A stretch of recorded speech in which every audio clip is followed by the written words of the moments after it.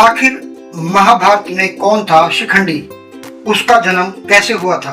उसने किस किस योद्धा का वध किया था और अंत में उसकी मृत्यु कैसे हुई? नमस्कार, आप देख रहे हैं ईश्वर ध्यान। वीडियो में आगे बढ़ने से पहले आपसे अनुरोध है कि आप हमारे चैनल को एक बार सब्सक्राइब जरूर कर लें। तो चलिए बढ़ते हैं आगे वीडियो में। शिखंडी महाभारत का एक महान योद्धा था। महाभारत कथा के अनुसार भीष्म द्वारा अपहृत काशी राज की ज्येष्ठ पुत्री अंबा का ही दूसरा अवतार शिखंडी के रूप में हुआ था। प्रतिशोध की भावना से उसने भगवान शंकर की घोर तपस्या की और उनसे वरदान पाकर महाराज द्रुपद के यहाँ जन्म लिया। उसने महाभारत के युद्ध में अपने पिता द्रुपद और भाई धृष्टद्युम्न के साथ पांडवों की ओर से युद्ध किया था। अंबा काशी नरेश की पुत्री थी। उसकी दो बहनें और भी थी जिनका नाम अंबिका और अंबालिका था। विवाह योग्य होने पर उसके पिता ने अपनी तीनों पुत्रियों का स्वयंवर रचाया। हस्तिनापुर के संरक्षक भीष्म ने अपने भाई विचित्रवीर्य के लिए, जो हस्तिनापुर का राजा भी था, काशी राज की तीनों पुत्रियों का स्वयंवर से हरण कर लिया। उन तीनों को वे हस्तिनापुर ले आए। अंबा किसी और से प्रेम करती थी। जब भीष्म को इस बात का पता चला तो उन्होंने अंबा को उसके प्रेमी के पास पहुंचाने का प्रबंध कर दिया, परंतु अंबा के प्रेमी ने उसको अपनाने से इनकार कर दिया था। कहा कि वह अब मेरे लायक नहीं है, आप यहाँ से वापस जा सकती है। अंबा वहां से तिरस्कृत होकर लौट आई। अंबा ने इसका उत्तरदायित्व भीष्म पर डाला और उनसे विवाह करने पर जोर दिया, लेकिन भीष्म द्वारा आजीवन ब्रह्मचर्य का पालन करने की प्रतिज्ञा से बंधे होने का तर्क दिए जाने पर भी वह अपने निश्चय से विचलित नहीं हुई।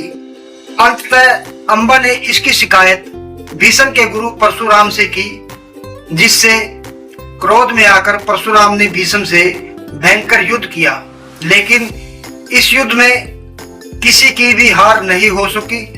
अंत में वह युद्ध बिना किसी परिणाम के ही समाप्त हो गया।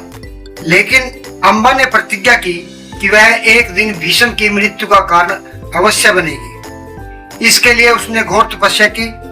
उसका पुनर्जन्म एक राजा की पुत्री के रूप में हुआ। अपने पुनर्जन्म की स्मृतियों के कारण अंबा ने पुनः अपने लक्ष्य की पूर्ति के लिए तपस्या आरंभ की। भगवान शंकर ने उसकी तपस्या से प्रसन्न होकर उसकी मनोकामना पूर्ण करने का वरदान दिया। तब अंबा ने शिखंडी के रूप में महाराज द्रुपद के यहाँ जन्म लिया। शिखंडी का लालन पालन एक सामान्य पुरुष के समान किया गया। उसे युद्ध कला का प्रशिक्षण दिया गया और कालांतर में उसका विवाह भी कर दिया गया था। लेकिन उसके विवाह की रात्रि के दिन उसकी पत्नी के सामने उसकी सत्यता का ज्ञान होने पर उसकी पत्नी ने उसका अपमान किया। उस अपमान से आहत होकर शिखंडी आत्महत्या का विचार लेकर पंचाल से भाग गया। तब एक यक्ष ने उसे बचाया और उसका लिंग परिवर्तन कर उसे पुरुषत्व प्रदान किया।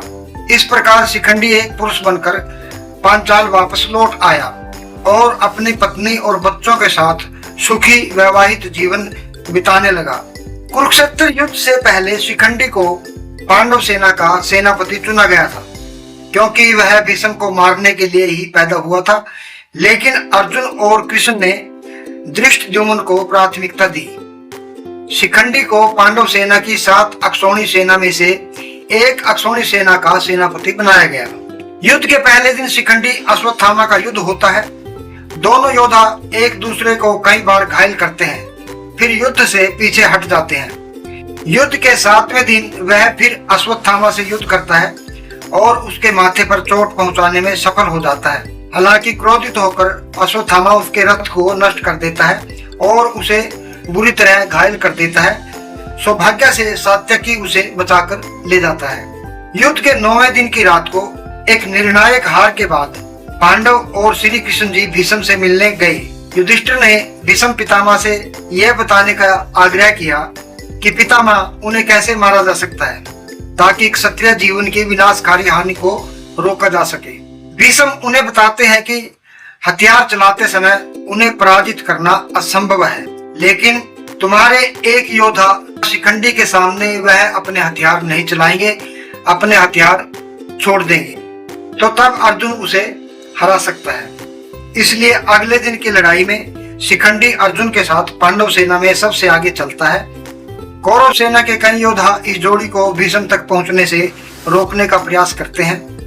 हालांकि पांडव सेना के योद्धाओं के हमले से अर्जुन और शिखंडी आगे बढ़ जाते हैं और भीष्म तक पहुंच जाते हैं। जब भीष्म पितामह शिखंडी को अपने सामने पाते हैं तो वह अपने हथियार छोड़ देते हैं, क्योंकि वो जानते थे कि शिखंडी ही पिछले जन्म की अंबा है। अंबा ने ही शिखंडी के रूप में पुनर्जन्म लिया है। इस प्रकार शिखंडी के पीछे अर्जुन उन्हें सैकड़ों बाणों से घायल कर देता है और बाणों की सैया पर लिटा देता है। इस प्रकार भीष्म युद्ध भूमि में धराशायी हो जाते हैं, लेकिन वो अपने प्राण तब तक नहीं त्यागते जब तक इस युद्ध का समापन नहीं हो जाता और युधिष्ठिर को राजपाट नहीं मिल जाता। शुभ उत्तरायण पर वे अपने प्राण त्याग देते हैं। युद्ध के 12वें दिन शिखंडी के इकलौते बेटे क्षत्रदेव की दुर्योधन के बेटे लक्ष्मण कुमार द्वारा हत्या कर दी जाती है। 14वें दिन की रात को शिखंडी कृपाचार्य से पराजित हो जाता है और 16वें दिन घायल हो जाता है और कृतवर्मा के बाण से उसका कवच छिन्न भिन्न हो जाने पर वह बेहोश हो जाता है। शल्य की मृत्यु के बाद युद्ध के 17वें दिन शिखंडी पीछे हटती हुई कौरव सेना का बहुत संहार करता है। 18वें दिन के युद्ध की समाप्ति के बाद जब दुर्योधन की जंगा तोड़ दी जाती है और वह घायल अवस्था में तड़प रहा होता है, तब अपने मित्र के इस हालात का बदला लेने के लिए अश्वत्थामा, कृतवर्मा और कृपाचार्य के साथ मिलकर पांडवों के शिविर में घुसकर सोते हुए पांडवों के 5 पुत्रों और धृष्टद्युम्न तथा शिखंडी की हत्या कर देते हैं। साथ में पांडवों की बहुत सी सेना का संहार कर देता है। इस प्रकार शिखंडी अश्वत्थामा, कृपाचार्य और कृतवर्मा द्वारा किए हमले से मारा जाता है। साथ ही ये थी जानकारी कुछ शिखंडी के बारे में। आशा है ये जानकारी आपको अवश्य पसंद आएगी। अगर ये जानकारी आपको पसंद आए तो कृपया करके कमेंट बॉक्स में जरूर बताना, और अगर ये वीडियो आपको अच्छी लगे तो एक लाइक इस वीडियो को जरूर कर देना। मिलते हैं इसी प्रकार की एक और वीडियो में, तब तक के लिए जय श्री कृष्णा, जय श्री राम, जय माता की। नमस्कार।